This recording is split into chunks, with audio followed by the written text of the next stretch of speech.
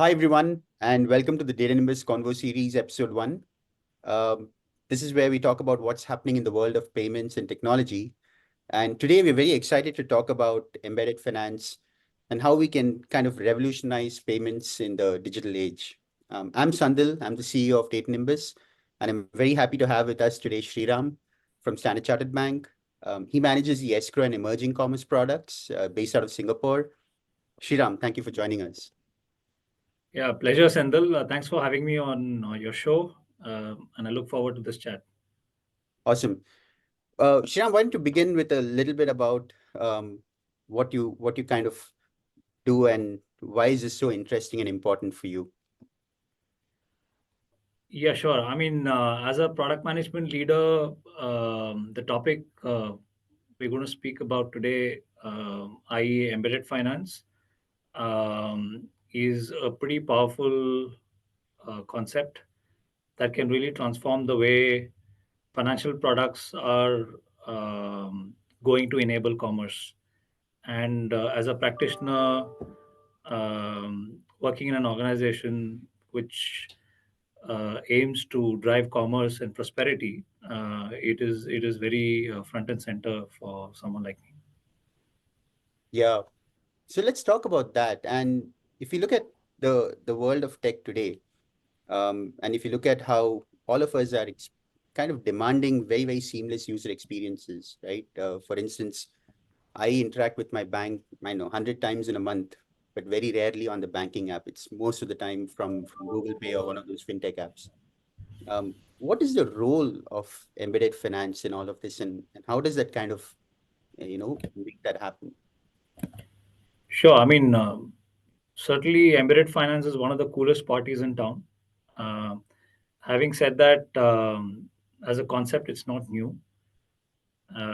Over the years, we've had examples like co-branded credit cards, debit cards, biofinancing at, let's say, dealership points, and so on. Having said that, what is interesting is the new manifestations of embedded finance. I can think three of them as we speak. First is the integration of financial products into the various digital interfaces users interact on a day-to-day basis. Could be e-commerce platform, it could be accounting software, digital wallets, even gadgets or cars. Right. Second is the ability to program commercial context to money, and this is both in the fiat and in the sort of digital asset world on blockchains. And this is brought about a breed of rule-based, payment solutions, Mm-hmm. um, i.e., programmable payments. In the blockchain world, they call this smart contracts. Right. Um, and yeah, similar use cases in the fiat world, like pay per use or DeFi or purpose bound money, again in the blockchain world, and so on. Right. Uh, and finally, the ability to incorporate business services available in the wider API economy into the rendering of financial products, thanks to the advent of API. Examples would be like validating a bank account before making a payment, or validating somebody's tax ID before making a payment or a loan. Um, so I believe these three manifestations, coupled with the emergence of other complementary technologies like AI, IoT, and so on, will really make this powerful in terms of unlocking new opportunities. Yeah. Yeah. The key to that is making this completely seamless. And Uber kind of set the tone for bringing, a frictionless customer experience. They kind of removed friction in the whole haggling and negotiation with the cab, right? When they kind of set it up. What are the key factors in terms of frictionless payments and frictionless payouts in particular that drive this whole customer engagement? Have you seen examples, and can you talk about the impact that they've created? Sure. If you look at from a customer or a business perspective, this could be anything from less friction in user experience to lower prices from higher productivity and efficiency on the business side, um, and then enabling growth owing to customer stickiness, and finally the overall flywheel effects from new business models that emerge out of this exercise. Uh, from a bank or a provider standpoint, this is essentially a new distribution channel for providers, right? And Right. there is also this opportunity to develop new and differentiated value added solutions for clients. Now, in terms of adoption, I would say the embedded finance ship has sailed.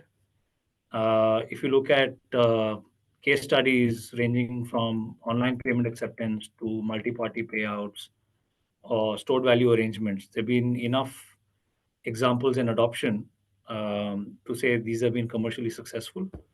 Hmm. And these are on the payment side. On the lending side, buy now, pay later has been obviously making the headline and is quite popular. But overall, the possibilities are endless, like I said, given we are playing at the intersection of commerce, banking, and business services. Right. Right. That buy now, pay later is actually one of those best examples because in the past, a bank who is having for instance, a lending product targeted towards a certain segment, for instance, those who are operating vehicles for their day jobs, especially in the gig economy, and requiring working capital. Um, there's a whole completely different, effect to targeting 15,000 or 20,000 individuals versus embedding that journey natively in the app that those 20,000 people use. The speed at which you can reach out and the speed at which you can kind of provision the loan as well as service it and then monitor it, track it, is just it's not even a comparison in terms of the linear way of thinking and how we can do that with what we can do with an embedded finance.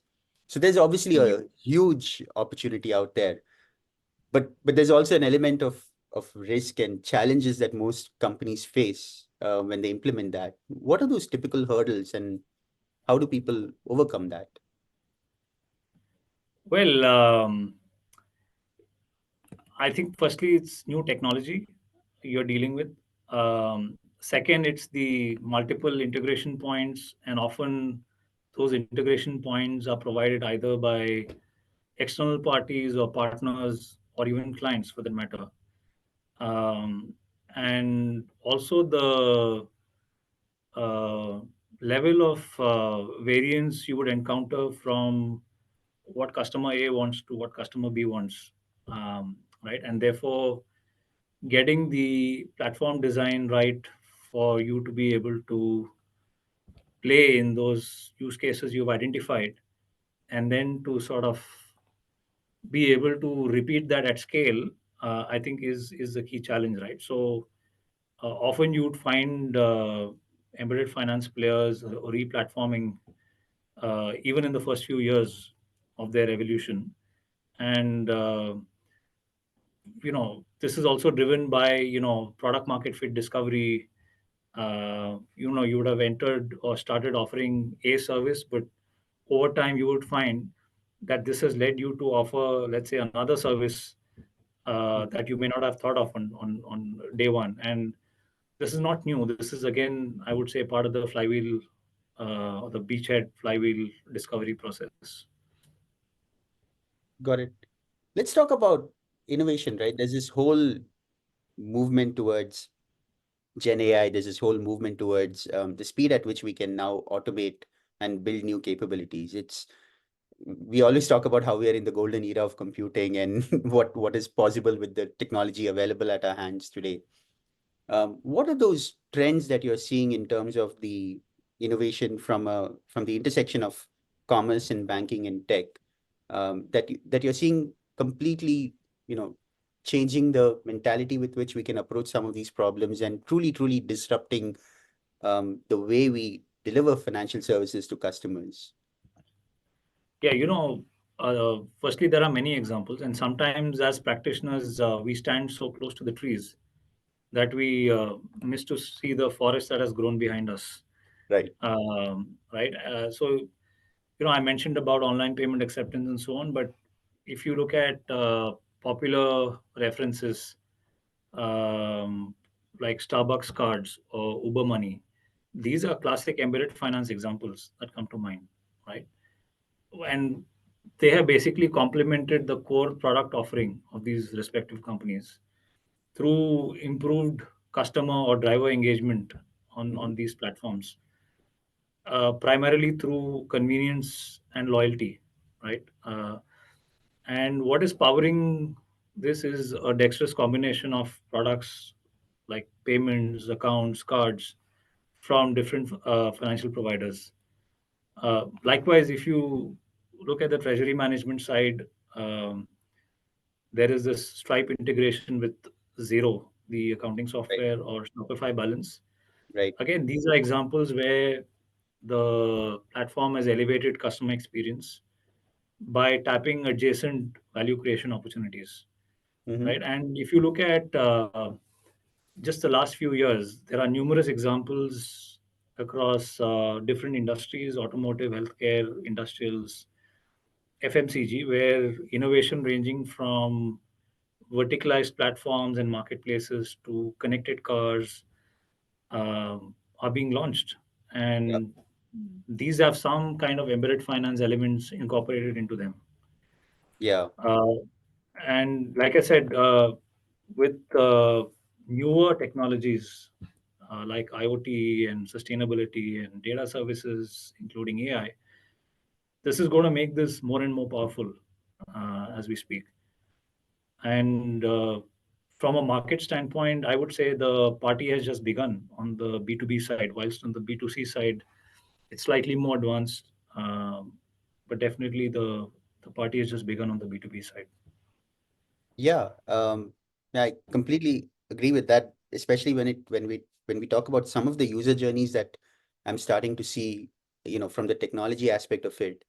Um, that obviously there's a whole revolution in terms of deploying more of these capabilities in the cloud and making it natively available. But some of these journeys were not even possible to dream up, right? About 5 or 10 years Right. back, for that matter, and maybe as recent as even a couple of years back. And I think one of the things that I've kind of realized is this whole gig economy has forced many of us, both on the tech and also on the banking side, to rethink what a payment really looks like. It's no longer And the a business community.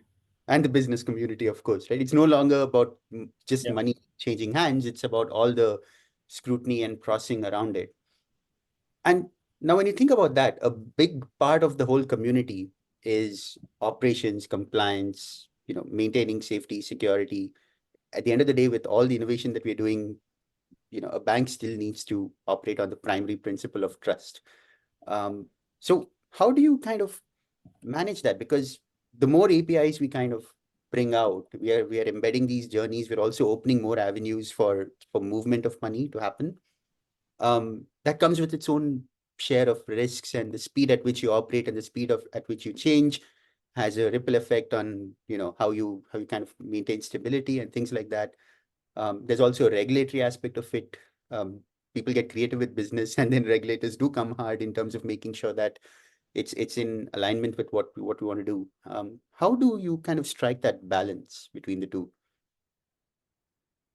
Yeah. So I think a lot of it has to do with the first principles, right? I mean, fine, embedded finance is a new concept, but we've gone through the generations of building new businesses and building new products. So a lot of this is first principles. So uh, on the commercial side, firstly, you identify your sort of addressable market, their unmet needs, and then based on your strengths, you make those calculated bets, right? And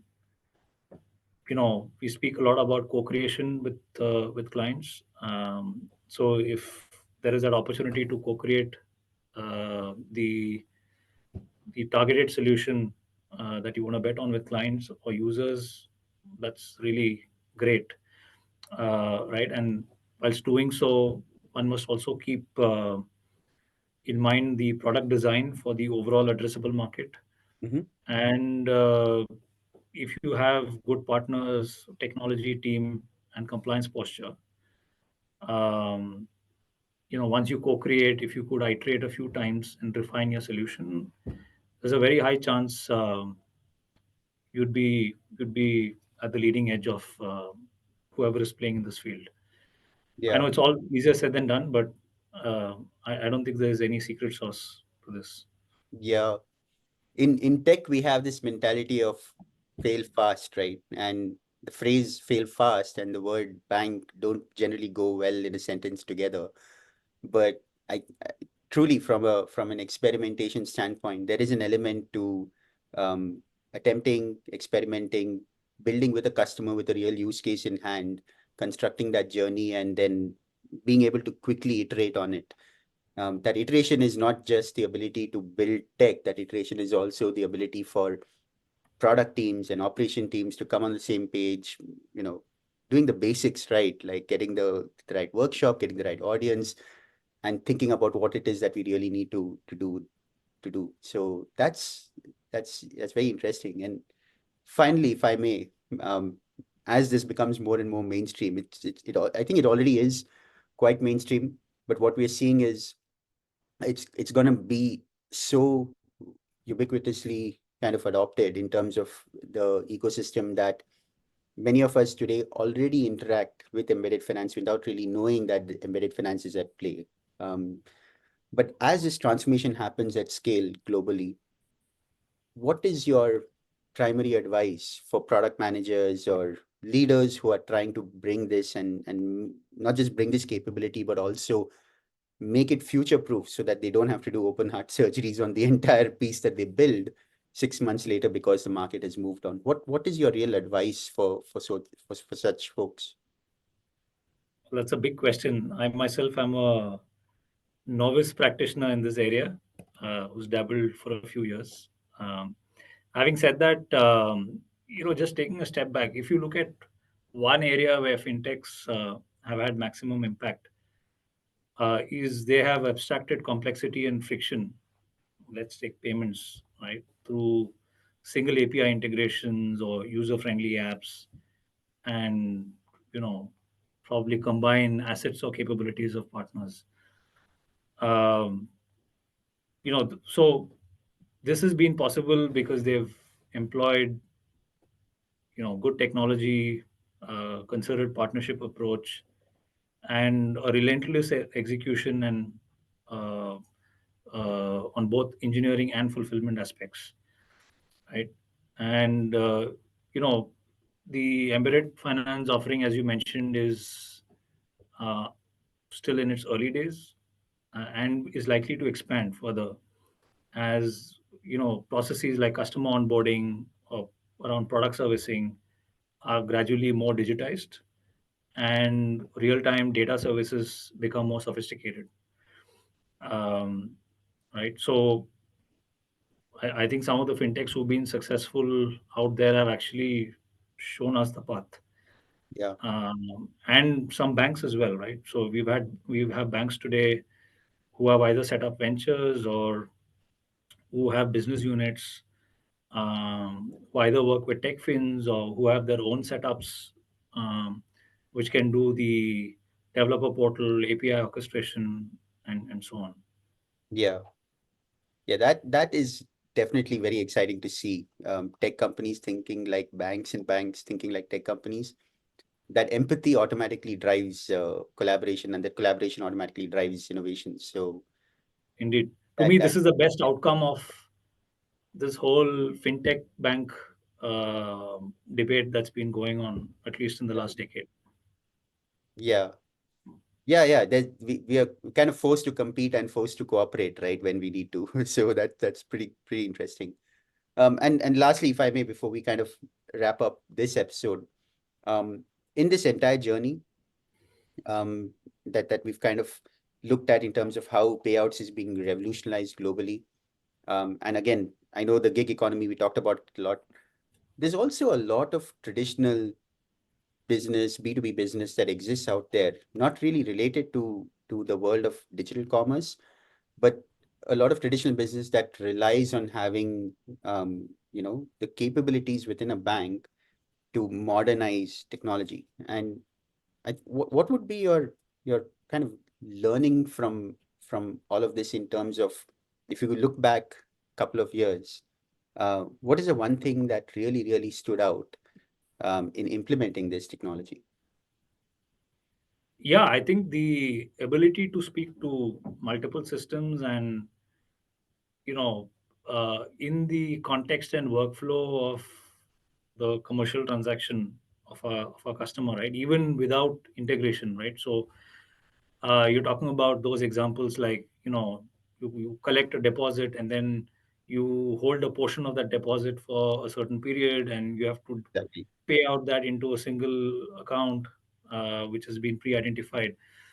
That's just an example, right? So it's coding, like I said, in my several manifestations of embedded finance. This is also a very key manifestation where you're able to program commercial logic on how money should move. Um, and this could be applied in numerous use cases depending on the market you're operating in. Yeah. And to me, this has definitely been one of the powerful discoveries. Whilst everybody thinks embedded finance is a marketplace or a platform, and you are connected into the platform, and then you provide a payment acceptance service and so on. This is equally powerful manifestation of this whole concept. Yeah, absolutely. Take a step back, solve for today, but also solve for tomorrow. Yeah. Awesome. Thanks so much, Shriram, for joining us today. And thanks for sharing your insights with us. Yeah, pleasure. Thank you for having me. Yes. Bye bye. Bye bye.